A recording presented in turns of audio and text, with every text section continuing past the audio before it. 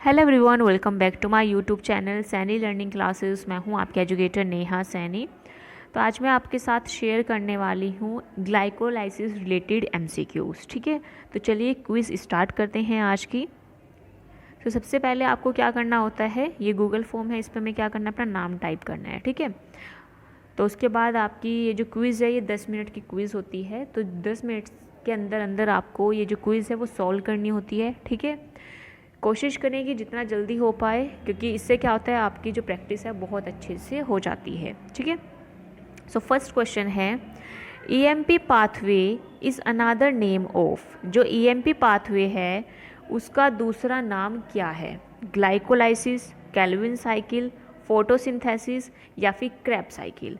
जो EMP pathway है उसका दूसरा नाम होता है ग्लाइकोलाइसिस। ठीक है, so the correct answer is glycolysis. Next question है the total ATP production during EMP pathway is. यानी कि ईएमपी पाथवे के टाइम पे टोटल एटीपी का प्रोडक्शन कितना होता है?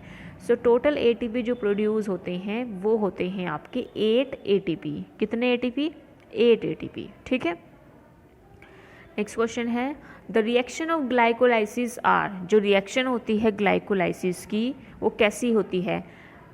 रिवर्सिबल, इरिवर्सिबल, बोथ या नन ऑफ दीज। ठीक है, जो आपकी रिएक्शन है ग्लाइकोलाइसिस की वो आपकी रिवर्सिबल भी होती है और इरिवर्सिबल भी होती है। ठीक है, जैसे आपने स्टेप्स पढ़े होंगे उसमें आपने रिएक्शन देखी होगी, तो कुछ स्टेप क्या है रिवर्सिबल है और कुछ स्टेप क्या होते हैं इरिवर्सिबल होते हैं। ठीक है,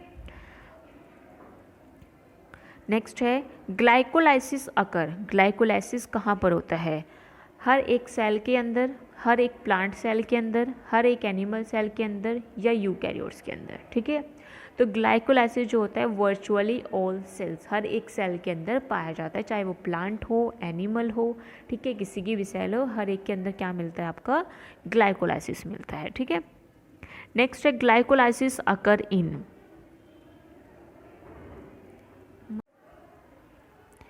सो हम अभी क्वेश्चन पे थे कि ग्लाइकोलाइसिस कहाँ होता है, हर एक सेल के अंदर होता है। ठीक है, अब नेक्स्ट क्वेश्चन है glycolysis occur in nucleus, cytoplasm, chloroplast and mitochondria.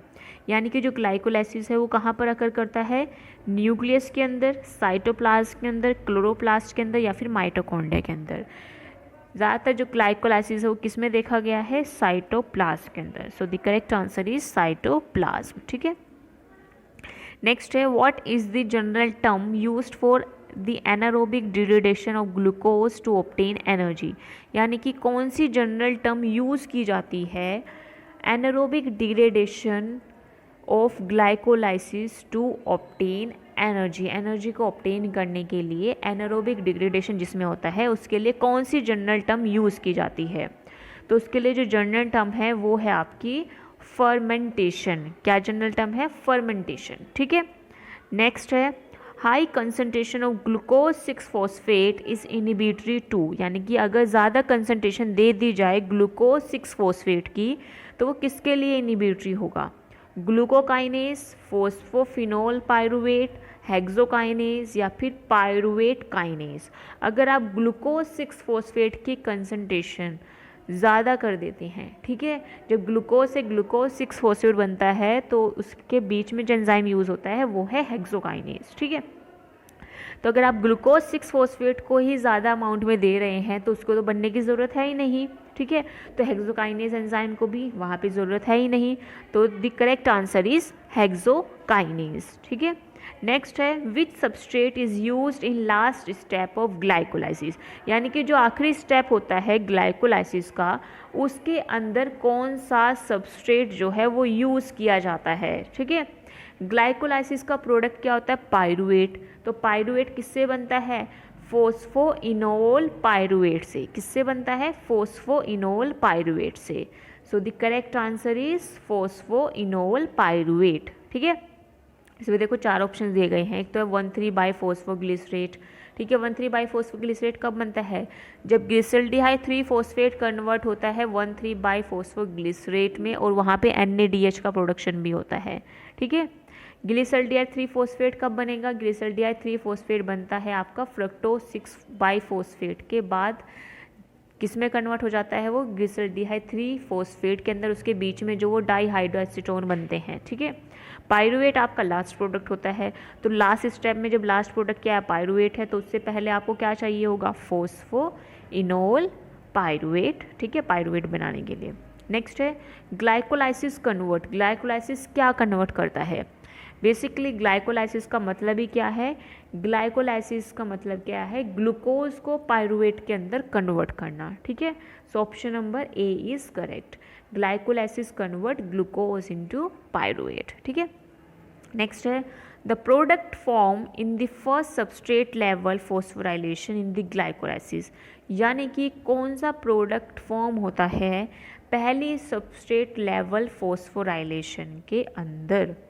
So the product formed in the first substrate level phosphorylation in glycolysis is, options देखिए, 2-phosphoglycerate, 3-phosphoglycerate, पायरुवेट या फिर 3-phosphoenol पायरुवेट। देखो जो प्रोडक्ट फॉर्म होता है first substrate level phosphorylation of glycolysis में, वो होता है 3-phosphoglycerate, ठीक है। कौन सा होता है, 3-phosphoglycerate। ये सभी क्वेश्चंस आप अपनी नोटबुक में भी नोट करके रख सकते हैं, ठीक है। इन सभी के आंसर्स मैं आपको बता चुकी हूँ, इन सभी को आप नोट करके रख सकते हैं, ठीक है। So that's all for today. अब मिलते हैं नेक्स्ट सेशन में। I hope you like it. If you like you can like, share and subscribe to my channel, ठीक है। अभी मैं आपको सभी क्वेश्चन दिखा देती हूँ एक बार, आप इन सभी क्वेश्चंस को नोट करके इनके आंसर्स रख सकते हैं,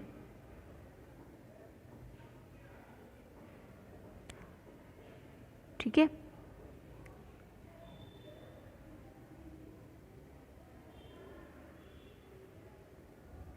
ये देखिए ग्लाइकोलाइसिस कहाँ है, वर्चुअली ऑल सेल्स में।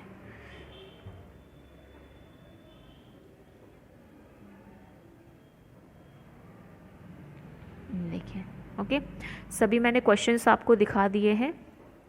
आई होप आप सभी को आज का सेशन पसंद आया होगा। Bye bye everyone, thanks for joining.